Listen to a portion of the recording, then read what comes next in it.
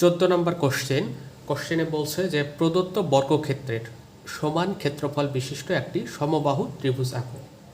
তাহলে বর্গক্ষেত্র দেওয়া থাকবে এবং সেইটার সমান ক্ষেত্রফল বিশিষ্ট অর্থাৎ সমান এরিয়া বিশিষ্ট একটি সমবাহু ত্রিভুজ ড্র করতে হবে। তাহলে ইংলিশ ভার্সনের জন্য কোশ্চেনটা হচ্ছে ড্র অ্যান ইকুইল্যাটারাল ট্রায়াঙ্গেল। তাহলে একটা ইকুইল্যাটারাল ট্রায়াঙ্গেল ড্র করতে হবে with area equal to the given square. তাহলে একটা স্কোয়ারের সমান এরিয়া হবে সেই ইকুইল্যাটারাল ট্রায়াঙ্গেলের। তাহলে আমরা ড্রয়িংটা শুরু করব।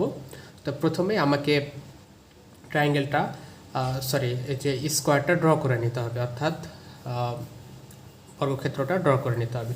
তো বর্গক্ষেত্রের পরিমাপ যদি পরীক্ষায় অনেক সময় দেওয়া থাকে, তাহলে সেই মাপ অনুযায়ী আঁকবো, আর যদি না দেওয়া থাকে তাহলে র্যান্ডম একটা ধরে নেব। তাহলে প্রথমে বর্গক্ষেত্রটা আমি ড্র করে নিচ্ছি এবং সেটা একটা র্যান্ডম ধরে নিয়ে করতেছি। ওকে, আমি কতটুকু নেব প্রথমে, সেটা হচ্ছে 4 সেন্টিমিটারের মতো নেই। তাহলে আমাদের মোটামুটি রিকোয়ারমেন্ট দেখতে সুন্দর হবে ড্রয়িংটা। ওকে, তাহলে একদম 60 সেন্টিমিটার একটা বর্গক্ষেত্র ড্র করার জন্য আমি একটা লাইন নিয়ে ফেললাম 60 সেন্টিমিটারের। ওকে, এরপরে কি করব, এরপরে আমি সেট স্কোয়ার ইউজ করে জাস্ট এটার একটা পারপেন্ডিকুলার ড্র করব। তাহলে পারপেন্ডিকুলার ড্র করার জন্য আমি এইখানে একটা লাইন নিচ্ছি। এখন সেটাকে 4 সেন্টিমিটার পর্যন্ত এক্সটেন্ড করব। ওকে, তাহলে এটাকে 4 সেন্টিমিটার পর্যন্ত এক্সটেন্ড করি। তাহলে এটা 1 সেন্টিমিটার, এখানে কত সেন্টিমিটার হয়েছে, এটা 3 এর কাছাকাছি। তাহলে এটাকে 4 সেন্টিমিটার পর্যন্ত এক্সটেন্ড করে দিলাম।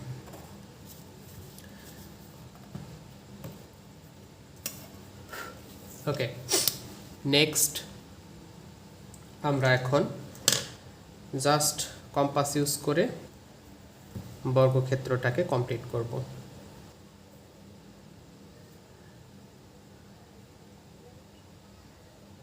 তাহলে এটার সমান মাপ নিয়ে নিয়েছি।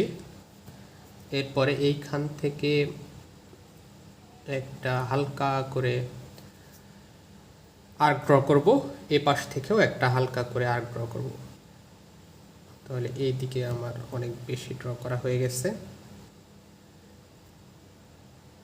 সো এইটাকে এই দিকে বাড়িয়ে নিলাম। আমি পয়েন্টটা পেয়ে গেলেই জাস্ট এগুলাকে মুছে দিয়ে জাস্ট কমপ্লিট করে ফেলবো স্কোয়ার। তাহলে এই যে পয়েন্ট পেয়েছি, এইটাকে এইটার সাথে অ্যাড করে দিলাম এবং ফাইনালি এইটার সাথে অ্যাড করে দিলেই আমরা আমাদের স্কোয়ারটা পেয়ে যাব। তাহলে স্কোয়ারটাকে আমরা ডিনোট করব কিভাবে, কি দ্বারা ডিনোট করব, তাহলে এ বি সি ডি দ্বারা ডিনোট করি। তাহলে হচ্ছে এইটা এ পয়েন্ট, এইটা বি পয়েন্ট, এইটা সি পয়েন্ট, দেন এইটা ডি পয়েন্ট। ওকে, এরপরে যেটা করব সেটা হচ্ছে, দেখো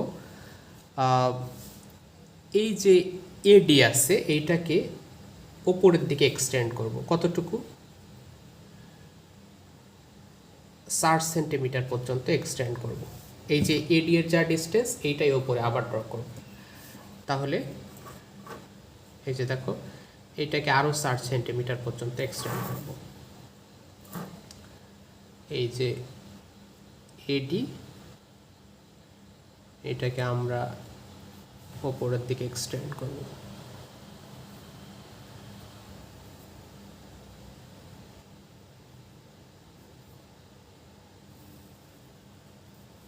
এই তো, তাহলে এইটা হচ্ছে এ পয়েন্ট থেকে 4 সেন্টিমিটার, যেটাকে আমরা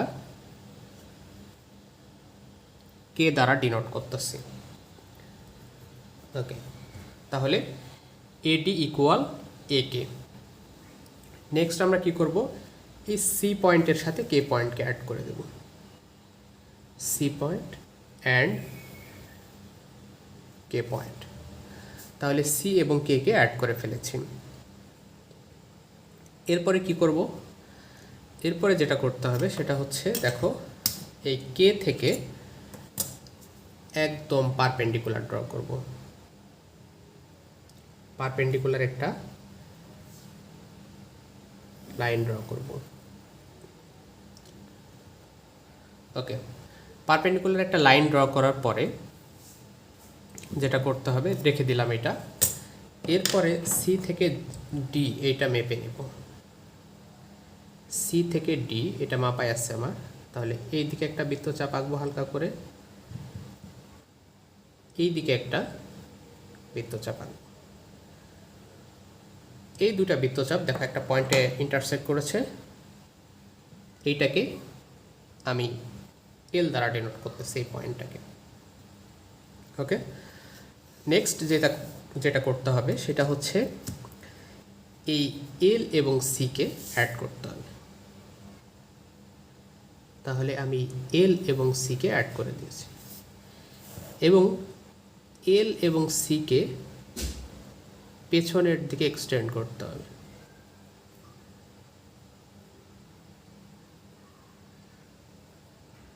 দেখো এটাকে এক্সটেন্ড করে দিয়েছি। তাহলে এইখানে যে একটা পয়েন্ট ইন্টারসেক্ট করেছে যেটাকে আমি এম দ্বারা ডিনোট করতেছি। ওকে,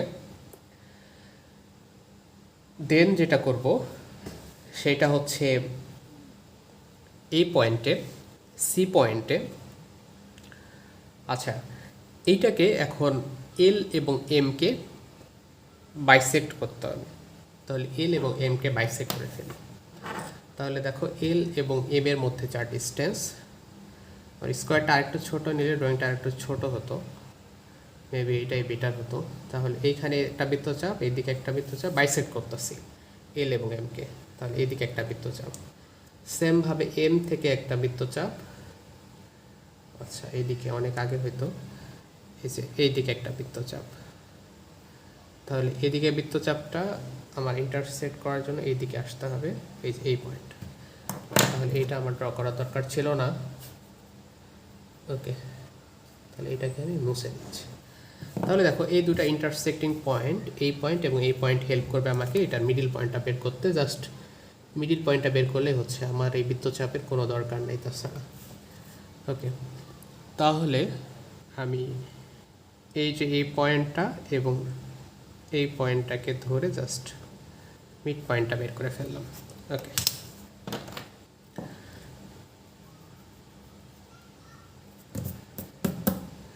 ওকে ডান। এরপরে আমি এই যে মিড পয়েন্ট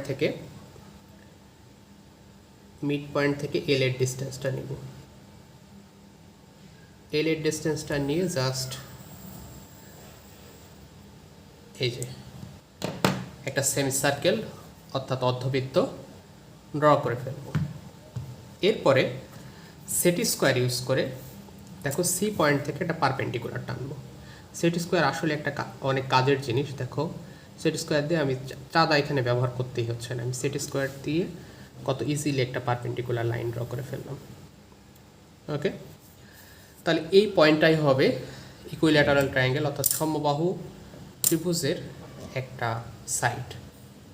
দেন এটাকে আমি এন দ্বারা ডিনোট করতেছি। তাহলে সি এন এটাই আমার ইকুইল্যাটারাল ট্রায়াঙ্গেলের ওয়ান সাইড। তাহলে এখান থেকে এন এর ডিস্টেন্সটা আমি মেপে নেই। দেন এ পাশে একটা বৃত্তচাপ ড্র করব, আবার এন থেকে একটা বৃত্তচাপ ড্র করব এইটা। তাহলে এখানে যে পয়েন্টটা পেয়েছি সেটাকে পি দ্বারা ডিনোট করব। এটা হচ্ছে পি পয়েন্ট। এখন দেখো CP,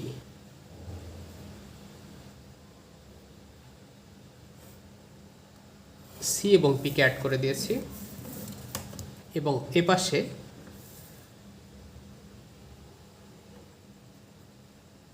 N and PK add করে দিলাম। তাহলে CPN is the required triangle. এখানে এটা 90 ডিগ্রি ড্র করেছিলাম, সো এখানে 90 ডিগ্রি লিখে ফেললাম। দেন ফাইনালি ট্রায়াঙ্গেল এখানে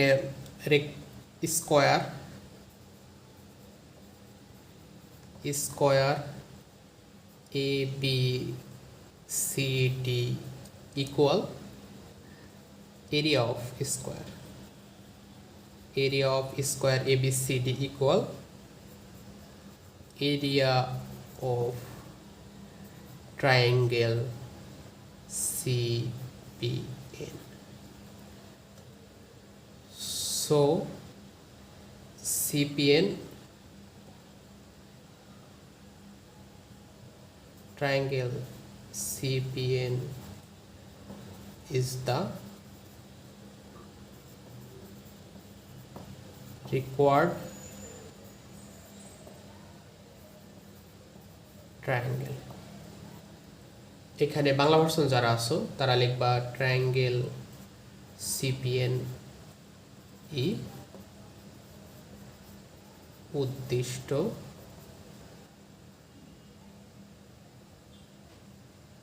উদ্দিষ্ট এখানে সমবাহু ত্রিভুজ, এই কথা লিখতে পারো, সমবাহু ত্রিভুজ। আর ইংলিশ ভার্সন এই জায়গায় রিকোয়ার্ড ট্রায়াঙ্গেলের জায়গায় লিখতে পারো রিকোয়ার্ড ইকুইল্যাটারাল ট্রায়াঙ্গেল। রিকোয়ার্ড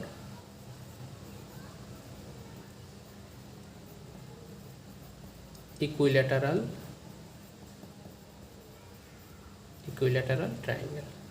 এবং বাংলা ভার্সন এটা বাংলা করে নিবা, এরিয়া অফ স্কোয়ার এবিসিডি অর্থাৎ এর এবিসিডি বর্গক্ষেত্রের ক্ষেত্রফল ইকুয়াল ত্রিভুজ সিপিএন এর ক্ষেত্রফল। ওকে, এটাই ছিল তাহলে আমাদের 14 নাম্বার প্রবলেম।